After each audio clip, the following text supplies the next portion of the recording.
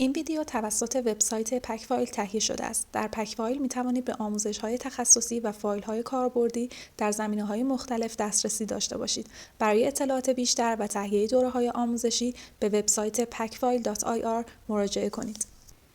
فرمول بعدی که قراره یاد بگیریم فرمول ویلوکاپ هست. فرمول ویلوکاپ زمانی استفاده میشه که ما به دنبال یک سری اطلاعاتی درباره یک مقدار خاصی هستیم و در واقع توی یک سری دیتاهای زیادی میخوایم بگردیم و یک سری اطلاعاتی رو درباره اونها پیدا بکنیم. مثلا فرض کنید که ما چنین جدولی رو داریم و میخوایم ببینیم که کد محصولی داریم به نام 104. میخوایم ببینیم این محصول 104 قیمتش چقدر هست. برای این کار میایم و از فرمول ویلوکاپ استفاده میکنیم. توی پنجره مربوط به فرمول قسمت اول میگه که اون مقداری که قرار جستجو بکنی چی هستش. خب ما قبلا اومدیم و گفتیم که ما میخوایم محصولی با عنوان 104 رو ببینیم قیمتش چقدر است.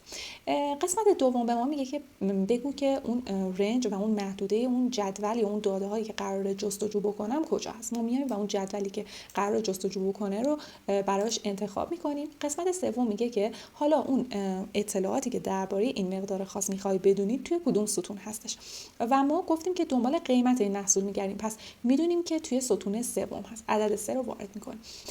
اوکی که بکنیم برای ما میگرده و قیمت اون کد محصول 104 رو پیدا میکنه که همینطور که اینجا میبینین دقیقاً قیمتش 23000 است.